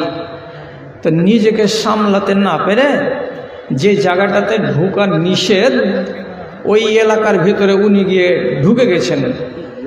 তারপর হালতাফাতা ইলাইহে আবু বকরিন, ওর দিকে তাকিয়ে দেখলেন আবু বকর, আর দেখার পরে জিজ্ঞেস করে বলছেন কাইফা দাখালতা? বাঁশের বেড়া দেওয়া আছে, মানুষকে নিষেধ করা আছে, এদিকে তোমরা আসবে না। ইল্লা বিইজনে না, তবে যাকে ডাকবো সেখানে আসবে। তোমার নাম ধরে ডাকিনি, তার আগে তুমি এই জায়গাতে কেমন করে চলে আসলে? এই কথাটা মনটাতে একটু উল্টা হলো। তার জন্য আবু বকর সিদ্দিক করলেন কি, তার হাতে লাঠি ছিল যেটা তার ব্যবহারের লাঠি, লাঠিটা তুলে লোকটার পিঠের উপরে সপাত করে একটা বাড়ি মেরে দিলেন। যেমনি বাড়ি খেয়ে নেওয়া, মনে মনে বলছে স্ত্রী আমাকে লাঠি দিয়েছে যে আজ একটা উঁট ভাগে পাবো, আর এখানে পাল্টা লাঠির আঘাত খেলাম, উঁট তাহলে মনে হয় পাবো না, মেয়ের খেয়েই বাড়ি যেতে হবে। 7-5 ভাবনা ভাবছেন। ঠিক এমন সময় 10টা মিনিট আবু বকর সিদ্দিক আবার এগিয়ে এলেন। লোকটা, তোমাকে আমি 10 মিনিট আগে এক লাঠির বাড়ি মেরেছিলাম। জি মেরেছিলেন। হযরত উমর দাঁড়িয়ে পাশেই। তো আবু বকর সিদ্দিক ওকে বলছেন ইত্তাসে মিন্নি, এই নাও আমার হাতের লাঠিটা, আমার লাঠি তোমার হাতে দিচ্ছি, লাঠিখানাকে হাতে করো। আর করার পরে তোমাকে যত জোরে আমি মেরেছিলাম ঠিক অতটা আইডিয়া করে আমার পিঠের উপরে একটা আঘাত করে দাও, তাহলে শোধ হয়ে যাবে। আমি তোমাকে মেরেছি, এটা ঠিক মারিনি, অন্যায় মারা হয়েছে আমার। আবু বকর বলছেন, হযরত উমর বলছেন না, লাঠি নিচে করেন। এইভাবে একটা আদনা লোক যদি খলিফাতুল মুসলিমিনকে মারে তাহলে একটা খারাপ মেসেজ যাবে। সুতরাং মায়ের দিকটাকে বাদ দিয়ে অন্য কোনো পথ করেন, ওটা আমি মেনে নেব, কিন্তু একটা সাধারণ পাবলিক বদলা নিবে খলিফার কাছে মেরে, এইটা কিন্তু মানা যাবে না, নাহলে এটা অভ্যাসে পরিণত হয়ে যাবে। আপনি কি বলছেন? আবু বকর তখন হযরত উমরের দিকে এরকম করে মুখ তুলে বলছেন মাল্লি ফিয়াউমাজিন ইয়াকুমুল মিজান। আপনি যে বলছেন আমাকে ওই লোকটাকে মারতে হবে না আমার পিঠে, অন্য পথে আমি যাব, তাহলে এই লোকটাই যদি কিয়ামতের দিন বাদী হয়ে যায়, তাহলে সেদিন আমার পাশে কে দাঁড়াবে? আপনি কি দাঁড়াবেন আমাকে বাঁচাবার জন্য? আর কোনো লোক কি দাঁড়াবে আমাকে বাঁচাবার জন্য? কিয়ামতের দিন আমাকে বাঁচাবার জন্য কেউ দাঁড়াবে না। সুতরাং আমার নিজের মশলা নিজেকেই হল করে নিতে হবে। অতএব আমি যাকে যেটা বলেছি সেটাই সে করুক। হযরত উমর বলছেন, না না না, এটা করিয়েন না, এর বিনিময়ে লোকটা গরিব আছে, তাকে কিছু দান ধ্যান করে দেন, তাহলে তার কাজ দেবে, এক লাঠি মেরে দিয়ে তার কোনো লাভ হবে না। আবু বকর সিদ্দিক আমারা গোলামাহু, নিজের চাকরটাকে ডাকলেন, ডাকার পরে বলছেন, এই চাকর বাড়ির দিকে যাও। আর যাওয়ার পরে তিনি বলছেন, আসো, আমার যেটা সওয়ারি, আমি যার উপরে চড়ে এখানে সেখানে যাই, আমার উটটাকে এখানে নিয়ে আসো। ফাজাবে ইবিলিহি ও বেদিরহামিন, দিরহাম নিয়ে আসলো, বা কাতিফাতিন, একটা কম্বল নিয়ে আসলো। কম্বলটা 5টা দিরহাম এবং একটা উট এই গরিব লোকটার সামনে তুলে দিয়ে তার হাতে দেওয়ার পরে আবু বকর বলছেন, তোমাকে আমি এক বাড়ি মেরেছিলাম, তার বিনিময়ে আমি যে ভুল করেছি, তোমাকে 5টা দিরহাম দিলাম, আর এই কম্বলখানা দিলাম, আর একটা তোমাকে উট দিলাম, এটা আমার, এবং সাদাকার উট থেকে তোমাকে একটা উট দেওয়া হবে, তুমি 2খানা উট নিয়ে আজকে বাড়ি যাবে, তুমি আমার উপরে কোনো দাবি রাখিও না। এদিকটা দরকার ছিল না বলার, আপনার মনটা খালি আঁচে পাঁচে করবে যে পরে কি হলো আর না হলো জানতে পারলাম না। আমি শুধু গোড়াখালে যেতে চাইছি, কি স্ত্রী যদি জ্ঞানী হয়, গুণী হয়, আপনাকে ধর্মের বিষয়ে সাহায্য করবে। স্ত্রী যদি জ্ঞানী গুণী না হয়, তাহলে আপনাকে ধর্মের বিষয়ে সাহায্য করবে না, এবং দিনের বিষয় বাদ দিয়ে দুনিয়ার বিষয়েও আপনাকে সাহায্য করতে পারবে না। পারবে না। এই জন্য যারা যারা দুনিয়াতে আদর্শ নারী, তারা তার দুনিয়ার স্বামীকে ছাড়তে নারাজ, ছাড়তে নারাজ। যেমন আপনাকে বলছি, হযরতে হুযায়ফা রাদিয়াল্লাহু তাআলা আনহু যখন মরতে যাচ্ছে, তখন তার স্ত্রী বলছে, তোমাকে কি পাবো? কবে? কিয়ামতের দিন। কইছে, পাবা। তুমি আমাকে নিবা কিয়ামতের দিন? বলে, হ্যাঁ নিব। নিবা? তুমি আমাকে আবার পেতে চাও কিয়ামতের দিন? বলে, হ্যাঁ আমি পেতে চাই। তাহলে এই স্বামীটা আর এই স্ত্রীটা, এরা দুজনের মনের মধ্যে কতটা মধুর সম্পর্ক ছিল, যে স্বামীর মরার টাইম হচ্ছে তো স্ত্রী বলছে, তোমাকে আমি কেমন করে পাবো? আবার স্বামী বলছে, তুমি আমাকে নিবা? তো বলছে, আমি 1000 বার আপনাকে নিব, কেন নিব না? তখন হযরতে হুযায়ফা রাদিয়াল্লাহু তাআলা আনহু নিজের বিবিকে দম যাওয়ার আগে বলছেন, ফালা তানকিহি বাদি ইন কুনতে তুরিদনি, ও আমার বিবি, তুমি যদি আমাকে চাও কিয়ামতের দিন, আমি যেমন দুনিয়াতে সুখী জীবন কাটালাম, তুমি যেমন দুনিয়াতে সুখী জীবন কাটালে, এরকম স্বামী স্ত্রী আমরা দিনের বিষয়ে যেমন সুখী, আমরা দুনিয়ার বিষয়ে আমরা সুখী। কিয়ামতের দিন সেখানে যদি আমরা আবার দাম্পত্য জীবনকে কায়েম করতে চাই, আর তুমি যদি চাও, আমি তোমার স্বামী বলছি, কিয়ামতের দিন যদি তোমার আগের স্বামীকে পেতে চাও, শর্ত হলো একটাই, ফালা তানকাহি বাদি, আমার পরে অন্য কোনো পুরুষ লোককে তুমি বিবাহ করবে না। আমার মরার পরে যতদিন বাঁচবে তোমাকে বেওয়া হয়ে জীবন কাটাতে হবে। আর যদি অন্য কোনো লোককে বিবাহ করে নাও, কিয়ামতের দিন ওই লোকটার বিবি হয়ে তোমাকে জান্নাতে যেতে হবে, আমার বিবি হয়ে তুমি আর জান্নাতে যেতে পাবে না। বলছে, রাজি? রাজি? একে ঝুটা কথা বলছি? হযরত আবু দারদা এর মরণের টাইম এসেছে, বিবি পার্শ্বে হাজির। ওই টাইমে এরা দুজন কত সুখী সংসার গত করে গেছে, যে আবু দারদা নিজের স্ত্রীকে বলছেন, ইজা গাযিবতু ফারজিনি, যদি আমি কোনো সময় তোমার উপরে রেগে যাই, তাহলে তুমি পাল্টা আমার উপরে দাঁত খুলে দিয়ে রাগ দেখাইও না। আমি যখন রেগে যাব, তখন তুমি মাথাটাকে ঠান্ডা করে রেখে আমাকে মানিয়ে নেওয়ার চেষ্টা করবে। আমি যেন মেনে যাই, আমার রাগটা যেন ঠান্ডা হয়ে যায়, এই কাজটা তুমি করবে। আমি যদি রেগে যাই আর আমার মুখের ভাষা যদি একটু কড়া হয়ে যায়, আমার চোখ যদি লাল হয়ে যায়, আর তুমি বিবি হয়ে যদি আবার পাল্টা আমার উপরে আর লাল চোখ করে তাকাও আর কড়া কড়া করে কথা বলো, তাহলে একটা রশিকে যত মজবুত হোক না কেন, দুই দিক থেকে টানতে গেলে রশিটা ছিঁড়ে যেতে পারে। আর একদিকে টান দেবে আর একজন যদি ঢিল দেয়, কিয়ামত পর্যন্ত রশিটাকে টানলেও ছিঁড়বে না। তার জন্য বিবি তোমাকে বলছি, আমি যদি রেগে যাই তো তুমি আমাকে রাজি করে নেবে, তুমি আমাকে রাজি করে নেবে। থেকে টোটালে 60,000 টাকা ছিল এখন এখন আচ্ছা আলহামদুলিল্লাহ। আর এটা হাজি আব্দুল সত্তার সাহেব মারা গেছেন এবং ওনার স্ত্রীও মারা গেছেন, ওর একটা ছেলেই 1,000 টাকা দেখে মা বাবা। হাজি আব্দুল সত্তার সাহেবের ছেলে এটা। আচ্ছা আলহামদুলিল্লাহ। কত টাকা আলো মায়েদের পক্ষ থেকে? 60,000 টাকা। আচ্ছা বলছি তো কথাটা খালি একটু শেষ করে নিই। বলছে আমি যখন রেগে যাব তুমি আমাকে রাজি করে নিও, আর আর তুমি যখন রেগে যাবে, কোনোদিন তুমিও তো রেগে যেতে পারো আমার উপরে, তো সেদিন আমিও পাল্টা রাখবো না যে দিব গালে একটা চড়, বেটি ছেলে হয়ে স্বামীর উপরে রাগ দেখাচ্ছিস মানে, ওটা কথা বলবো না। কি বলবো আমি? আমার রাগের বেলায় তুমি যেমন আমাকে মানিয়ে নেবে, তোমার রাগের বেলায় আমি তোমাকে মানিয়ে নেব, তাহলে হবে সুখের সংসার। দুজনের এত সুখের সংসার ছিল।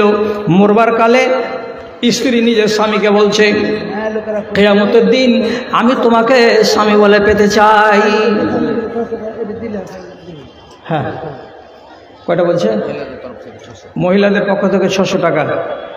তো আমার স্নেহবর একটা সম্মানী মানুষ, আল্লাহ তাআলা আপনাদের এলাকাতে একে তৈরি করেছেন, আমিনুদ্দিন ফায়েজি। আমার নিয়াতে ছিল অন্য কিছু বলার, তো বলছে এই এলাকার মা বোনেরা এই বছর যেটা টাকা দিয়েছে, তো ভাদু মাদ্রাসা টাকা এর কাছে ফেল আছে, এত টাকা মা খালারা দিয়েছে। তো ওরা দাবি করেছে যে কিছু এমন ওয়াজ আপনারা আমাদেরকে শোনান যেটা আমাদের কেন্দ্রিক হয়, মানে মহিলা কেন্দ্রিক ওয়াজ শোনাতে হবে। এই জন্য গোড়া থেকে এমন একটা বিষয় আপনাদের সামনে আপনাকে তুলতে হলো যে মুখ্য ভূমিকায় নারী থাকতে গেলেও পুরুষ হিসাবে আপনার কি এখানে শিখার কিছু নেই? নিশ্চয়ই শিখার আছে। তো মা বোনেরা এখন আবার চাদরে দিয়ে পাঠিয়েছে 60,000 টাকা, আর এর আগে আব্দুল জব্বারের হাতে দিল তখন 10 থেকে 12,000 টাকা। আবার গ্রামে গ্রামে গিয়ে ঘুরে তাদের কাছ থেকে টাকা পাওয়া গেছে যথেষ্ট। তো আলহামদুলিল্লাহ, মাশাআল্লাহ, জাযাকাল্লাহ। অত্যন্ত খুশির খবর, অত্যন্ত আনন্দের খবর যে আমার মায়েরা অতি উৎসাহে মাদ্রাসাটাকে দান করতে ভালোবেসেছে। আর আলহামদুলিল্লাহ, এটা 100 বার আলহামদুলিল্লাহ পড়ুন যে এখনকার মানুষের ভেতরে একটা তাদের মগজে এ কথাটা স্থির হয়ে গেছে যে মাদ্রাসাকে। আমার সেজ দাদা মারা গেছেন। আচ্ছা, সেজ দাদা মারা গেছে। ওই দাদার জন্য 4,000 টাকা আমার এক ভাতিজা, 4,000 টাকা ভাতিজাতে দিয়েছে ওর বাবার জন্য। আলহামদুলিল্লাহ। আরো 500 টাকা, আর ওই আবার আরো 500 টাকা। আল্লাহুম্মা সাল্লি আলাইহি, আল্লাহুম্মা বারিক আলাইহি, আল্লাহুম্মা আগফির লাহু ওয়ারহামহু ওয়াফিহু ওয়াফু আনহু ওয়া আকরিম নুজুলাহু ওয়াসসিমা মাদখালাহু। এটা অন্য লোক, মাশাআল্লাহ। এই দেখেন একটা বেনামিতে, এটা একটা ব্যাংক, ছোট মোটো ব্যাংক, এতে 5 টাকা 10 টাকা আছে, কত ডিজি আছে আল্লাহ ভালো জানে। সারা 3-4 মাস ধরে জড়ো করেছে, করার পরে এখানে সবটি দিয়ে দিয়েছে। জায়গাটার নাম ভুলে গেলাম। গত 8-10 দিন আগে এক মা দিয়েছিল প্লাস্টিকের বাসনে, এত বড়টা, এত শুধু 10 টাকা জমা করে এই স্টেজে গুনে দেখা গেল যে ওর ওই 10 টাকাগুলো 3650 হলো। আল্লাহু আকবার। এই এক মহিলা একটা আংটি দান করেছে। আল্লাহুম্মা সাল্লি আলাইহি, আল্লাহুম্মা বারিক আলাইহি, আল্লাহুম্মা আগফির লাহুম ওয়ারহামহুম ওয়াফিহম ওয়াকরমহুম ওয়াকরিম নুজুলাহুম ওয়াসসিমা মাদখালাহুম। পরওয়ারদিগার, তোমার বান্দা এবং বান্দিরা যে আশায় দান পাঠিয়েছে, আল্লাহ তাদের দানকে তুমি কবুল করে নাও। যে আশায় পাঠিয়েছে রব্বুল কালিম তাদের আশাকে পূর্ণ করো। আল্লাহ তাদের হালালকে সুখে রাখো, শান্তি দাও, রাখো। আমিন আমিন। 3,000 টাকা পাঠিয়েছে ডাক্তার সি মন্ডল, 3,000 টাকা পাঠিয়েছে। মাশাআল্লাহ। আল্লাহ তুমি তার এই দুনিয়াতে ইজ্জত সম্মান বাড়িয়ে দাও। আল্লাহ তুমি তার মালে বরকত দাও। রব্বে কারিম, ওই লোকটার মান হাতে তুমি জহজ দান করো। আমিন।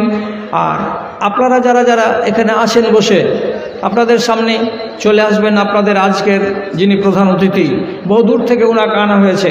উনি মুর্শিদাবাদ থেকে, বহরমপুর থেকে এসেছেন। তো ওনার বয়ানগুলো হয় খুব উচিত কথা, খুব কাটা কথা উনি বলেন, এবং কথাগুলো বর্তমান সমাজের দুরবস্থার সাথে 100% মিলে যায়, একবার 100% মিলে যায়। এত ভালো করে উনি মূল লাইনগুলো করতে পারেন। মা বাবা মারা গেছে তার জন্য 200 টাকা। তো আপনারা এদিক ওদিক যাবেন না পালিয়ে। তারিকুল 2000 টাকা দান কবুল করো পাক সুবহান মিটামান। আল্লাহুম্মা আইয়িদহু বিল ইলমি ওয়াল হিলমি ওয়া যায়্যিনহু বিল ঈমানি ওয়াত তাকওয়া ওয়া লা তুওয়ারিসু বিল ফিতানি ইয়া রাব্বাল আলামিন। আরেকজন দিয়েছেন 500 টাকা। আল্লাহ তুমি তার প্রতি অসখা তারা দেখো সত্য পথের রেখা, ওই আল্লাহ দয়াময় মেহের করিবে, দানকারী দানকে তুমি কবুল করিবে। আমিন আমিন বিরহমাতিকা ইয়া আরহামার রাহিমিন। আরেকজন আমার ভাই খানাসিয়া 3000 টাকা দিল দান কবুল করো তুমি পাক সুবহান মিটায় দাও তার মান আমিন। আলহামদুলিল্লাহ। আরেকজন 500 টাকা। আল্লাহ তুমি তার প্রতি অসখা তারা দেখো সত্য পথের রেখা, ওই আল্লাহ দয়াময় মেহের করিবে, দানকারী দানকে তুমি কবুল করিবে। আমিন। মাদ্রাসাটা একটু মেন জায়গাতে নেই, গ্রাম অঞ্চলে আছে। আর এই রকম একটা মাদ্রাসা গড়ার জন্য যে স্বপ্নটা দেখেছিলেন এই এলাকার মানুষ, তিনি আমার শ্বশুর আব্বা ডাক্তার জাকারিয়া সাহেব। আজকে যদি উনি দেখতেন তো অবশ্যই উনি বলতেন যে স্বপ্নটা আমার পূরণ হয়েছে। আলহামদুলিল্লাহ।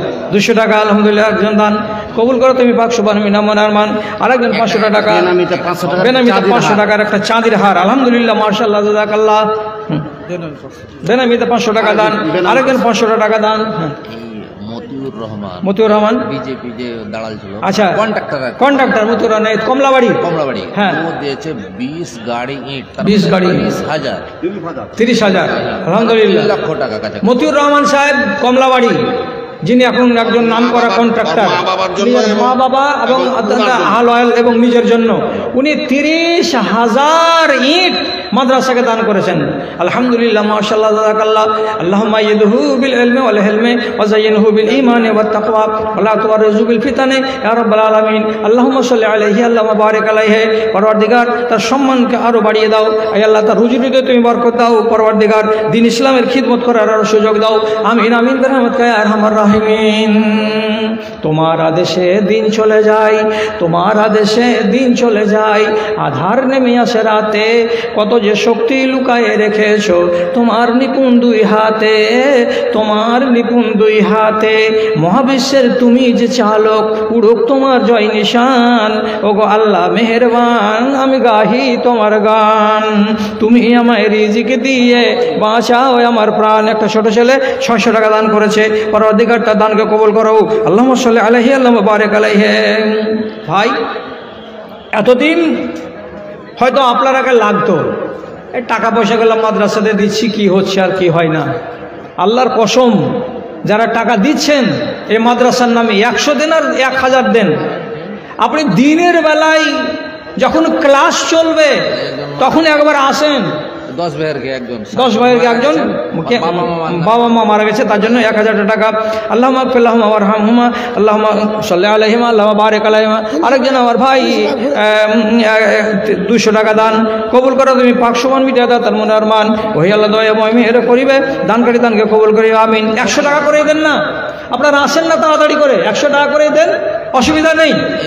কিষানগঞ্জ চাপড় থেকে জাহাঙ্গীর আলম 5000 টাকা দান কবুল করো পাক সুবহান মিটামন আরমান। পরওয়ারদিগার তোমার বান্দা দূরে থেকে এসে 5000 টাকা মাদ্রাসাকে দান করছে।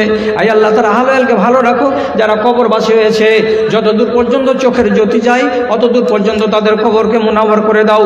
ইন তুআযিবহুম ফাইন্নাহুম ইবাদুকা ওয়া ইন তাগফির লাহুম ফাইন্নাকা আনতাল আজিজুল হাকীম। আমিন বিরহমাতিকা ইয়া আরহামার রাহিমিন। এখন একবার দিনের বেলায় এসে এই মাদ্রাসার বারান্দা দিয়ে যদি আপনি হাঁটেন তাহলে আপনার মনটা বলবে যে আব্দুল মাতিন বাবার জন্য, নাসিম বাবার জন্য 2000 টাকা। ও আচ্ছা আচ্ছা আচ্ছা আচ্ছা, আব্দুল কুদ্দুস সাহেব মারা গেছে। আল্লাহ তুমি তার দরজা বুলন্দ করিও। আয় আল্লাহ তার তুমি গুনাহ খাতা যদি থেকে থাকে আল্লাহ তুমি সেগুলোকে তুমি মার্জনা করে দিও। বড় নেক মানুষ দুনিয়াতে ছিল, কবরে চলে গেছে। আরেকজন আমার ভাই 120 টাকা, আমার ভাই আরেকজন বাবাজি 500 টাকা দান কবুল করো পাক সুবহান মিটামন আরমান। দেরি করেন না মোটে, তাড়াতাড়ি বক্তাকে আনবো। এবং আমরা ওই রকম অন্যান্য জায়গার মতো সারা রাত ধরে এই করে ঘ্যান চালাও এই করে জালসা হবে না। যেমনি টাইম হয়ে যাবে একদম সাথে বন্ধ, এতে যত যাহা কিছু হয়ে যাবে হয়ে যাক। বাবা মারা গেছে তার জন্য একজন 1000 টাকা। আল্লাহুম্মা আগফির ওয়ারহামহু আল্লাহুম্মা আইয়িদহু বিল ইলমি ওয়াল হিলমি ওয়া যায়্যিনহু বিল ঈমানি ওয়াত তাকওয়া ওয়া লা তুওয়ারিসু বিল ফিতানি ইয়া রাব্বাল আলামিন। আমিন। একবার মাদ্রাসার বারান্দা দিয়ে হাঁটেন আর এই মাদ্রাসার মসজিদে এসে একবার এক ওয়াক্তের নামাজ আপনি পড়েন, আপনার মনটা জুড়িয়ে যাবে। আপনি বলবেন না মাদ্রাসার পয়সা একটা কানা কড়ি, একটা লাল, একটা একটা এনপি, একটা নয়া এদিক ওদিক হয় না। এখন আলহামদুলিল্লাহ এমন এমন মানুষ আপনাদের এলাকাতে জন্মগ্রহণ করেছে, দেখেন তো কি হালাত। আমি কতকাল পরে আজকে মাগরিবের নামাজ পড়লাম গ্রামের জুমা মসজিদে। আমি চিনতে পারি না যে এটা শ্রীপুর গ্রামের জুমা মসজিদ।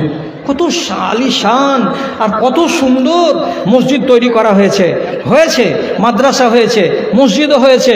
কার দ্বারা হয়েছে? কোনো একটা লোককে আল্লাহ রাব্বুল আলামিন ওসিলা বানিয়েছেন, আর আপনারা দেশবাসী গ্রামের লোক উদার মনে উদার চিত্তে পয়সাগুলোকে দিচ্ছেন, আর তা থেকে এগুলো নির্মাণ হচ্ছে। যতক্ষণ পর্যন্ত দেশের মধ্যে দেশের লোক না হবে ততক্ষণ পর্যন্ত দেশের উন্নতি হয় না। হ্যাঁ, মায়ের জন্য এক ভাই আমার 500 টাকা দান করেছে। আল্লাহ মাগফিরলাহা ওয়ারহামহা আল্লাহুম্মা আইয়িদহা বিল ইলমি ওয়াল হিলমি ওয়া যায়্যিনহা বিল ঈমানি ওয়াত তাকওয়া। আরেকজন আমার ভাই 100 টাকা দান কবুল করো পাক সুবহান। আরেকজন মা মারা গেছে, তার জন্য 500 টাকা। আল্লাহ তুমি তার প্রতি হয়ে যাও শাখা, তার শতপথের রেখা, আমিন আমিন। এই চাদর কারা গেল? একটু দূরের দিকে যাও তো বাবারে, দক্ষিণ দিকে যাও। এই চাদর দূরে যাও, দূরে দক্ষিণে চলে যাও। কিসের নেশায় ছুটে জলে বায়ু। আলহামদুলিল্লাহ একজন ভাই আমার 200 টাকা দিয়েছেন। পরবর্তীকার তার দানকে কবুল করো, যে আশা দান করেছে তার আশাকে পূরণ করো, আমিন। আরেকজন 200 টাকা, আল্লাহ তুমি তার প্রতি অসখা, তার সত্যপথে রেখা, রব্বানা তাকাব্বাল মিন্না ইন্নাকা আনতাস সামিউল আলিম, আমিন আমিন। যারা বাইরে উঠে গেছেন তারা তাড়াতাড়ি করে চা খেয়ে চলে আসেন। ঘড়ির দিকে তাকান, 12:30 বাজতে এখন কয়টা মিনিট মাত্র দেরি আছে। 12:30 বলছে, 10:30 হতে গেলেই আপনাদের প্রধান বক্তাকে স্টেজে নিয়ে আসা হবে ইনশাআল্লাহ। অতএব এদিক ওদিকে সময় নষ্ট করিয়েন না, আর বিশৃঙ্খলা সৃষ্টি করিয়েন না। চাদর গেল আপনাদের কাছে। যারা হয়তো অল্প টাকার জন্য উঠে আসছেন না এইখানে, আপনারা ওই চাদরে দিয়ে দেন, সে দানটা আমাদের এইখানে অবশ্যই পৌঁছে যাবে ইনশাআল্লাহ। আসুন, দেরি করবেন না। তোমার আদেশে দিন চলে যায়। কে একজন 500 টাকা দান করেছে, আল্লাহ তার দানকে কবুল করো, তারা হালালকে ভালো রাখো, সুখে রাখো। আল্লাহুম্মা আকসির মালাহু ওয়া ওয়ালাদাহু ওয়া বারিক লাহু ফিমা আতাইতাহু ওয়া জিদ ফি উমরিহি, আমিন। আরেকজন আমার ভাইজান এখানে আসিয়া 200 টাকা দান দিল তোমার লাগিয়া। ওহি আল্লাহ দয়াময় পাক সুবহান বিজায় দাতার মনারমান, আমিন আমিন বিরহমতিকে ইয়া আরহামার রাহিমিন। কিসের নেশায় ছুটে চলে বায়ু, কেন বা বৃষ্টি ঝরে। আব্দুল বারী তোমারই এটা? আচ্ছা, আলহামদুলিল্লাহ, মাশাআল্লাহ। আমার বড় ভাই আব্দুল বারী এখানে এসে 1000 টাকা দান করেছে মাদ্রাসাকে। আল্লাহুম্মা সাল্লি আলা বারিক আলাইহি। পরবর্তীকার তার বংশের অনেকগুলো লোক মারা গেছে, তার বাড়িরও লোক মারা গেছে। আহলে আল যারা কবরবাসী হয়েছে, রব্বে কারীম তাদের কবরকে তুমি নূরে মুনাওয়ার করে দাও। ইন তুআযিবহুম ফাইন্না বিবাদুকা ওয়া ইন তাগফির লাহুম ফাইন্নাকা আনতাল আজিজুল হাকীম, আমিন বিরহমাতিকা ইয়া আরহামার রাহিমিন। আরেকজন আমার ভাই এখানে আসিয়া 100 টাকা দান দিল তোমার লাগিয়া। ওহি আল্লাহ দয়াময় মেহের করিবে, দানকারী দানকে কবুল করিবে, আমিন আমিন বিরহমাতিকা ইয়া আরহামার রাহিমিন। কিসের নেশায় ছুটে চলে বায়ু, কেন বা বৃষ্টি ঝরে, কার আদেশে মাঠে গাছে গাছে ফুল ঝরে ফল ধরে। যেদিকে তাকাই তোমার মহিমা, দেখি যে বিদ্যমান, ওগো আল্লাহ মেহেরবান, আমি গাহি তোমার গান। তুমি আমায় রিজিক দিয়ে বাঁচাও আমার প্রাণ, গো আল্লাহ বাঁচাও আমার প্রাণ। মাদ্রাসার উন্নতি যেমন নির্মাণকল্পে হয়েছে, তেমনি এই মাদ্রাসার একটা সুনাম আছে। এখানকার লেখাপড়াগুলো ভালো, আরও ভালো হোক আমরা চাইছি। এবং আরও ভালো করতে হলে আপনাদেরও সলা পরামর্শের দরকার আছে। আসবেন মাঝে সাঝে, দেখবেন, পরামর্শ দিবেন। মাদ্রাসাটার সুনাম সুখ্যাতি যেন এদিক ওদিকে চারিদিকে ছড়িয়ে যায়। যতদূর পর্যন্ত লেখাপড়া হচ্ছে, এই লেখাপড়াটা যেন হয় একবারে ঠোস মজবুত লেখাপড়া। মানে বহু মানুষ জিজ্ঞেস করে আমাদেরকে যে একটা ছেলেকে ভর্তি করব, কোথায় করব গো, কোন জায়গাতে ভর্তি করব। তো যারা অল্প বয়সের ছেলে, যারা হয়তো প্রাইমারি স্টেজে পড়বে কিংবা 5-6-এ ভর্তি হবে, এরকম বয়সের যেগুলো ছেলে, তখন 5 বার করে ভাবি কোথায় বলবো, কোথায় যেতে বলবো। ভাদুতে বলবো, কাতলামারিতে বলবো, দামাইপুরে বলবো। ওইগুলো হলো বড় বড় ছেলেদের জন্য মাদ্রাসা। আর যেটা প্রাইমারি স্টেজ কিংবা আপার প্রাইমারি স্টেজের মাদ্রাসা, সেইগুলো নজরে পড়ে না যে কার নামটা উচ্চারণ করব, যে এখানকার লেখাপড়া বড্ড ভালো। মাঝে মাঝে বলি ডাংরাঘাটের লেখাপড়া করা ভালো, কিন্তু আমাদের বাঙালের ছেলেদের জন্য বড্ড অসুবিধা, ওখানে ভর্তি হতে গেলেই একটা সাবজেক্ট হিন্দিতে নিতে হবে। আর বাঙালিরা যখন উর্দুতে পড়তে যাচ্ছে সব সাবজেক্টগুলো, তখন এদের মনে কষ্ট হচ্ছে, এদের অসুবিধা হচ্ছে। তা না ইধার কা আর না উধার কা। 3 বছর পড়ার পরে আবার বেঙ্গলে যদি আসছে বাংলা হারিয়ে যাচ্ছে। হিন্দিটাও আছে আমাদের এখানে আলহামদুলিল্লাহ এই সিস্টেমটা চালু হয়েছে যে ইংরেজি আছে, বাংলা আছে, আরবি আছে, দিনিয়াত সবই আছে। সেই সাথে সাথে কোনো ক্লাসে আবার হিন্দিও রাখা হয়েছে, কেন যে হিন্দিটা হচ্ছে রাষ্ট্রীয় ভাষা। এই ভাষাটাকে অল্প করে শিখে রাখা আমাদের দরকার। তো এখন আমরা নির্বিঘ্নে বলতে পারবো, নিশ্চিন্তে বলতে পারবো আগামী দিনে যে ছেলে কোথায় ভর্তি করবো গো, তাহলে বলে দেবো যে যাও, চলে যাও শ্রীপুর মাহাদুর জামিয়াতুত তালিমুদ্দিনী, এখানে গিয়ে ছেলে ভর্তি করো। আলহামদুলিল্লাহ ছোট একটা বাচ্চা ছেলে কোথা থেকে এসে 1000 টাকা দান করেছে। পরওয়ারদিগার যে আশা দান করেছে তার আশাকে পূরণ করো। আরেকজন ছোট ছেলে 500 টাকা দান করেছে, আল্লাহ তাদের দানকে তুমি কবুল করে নাও।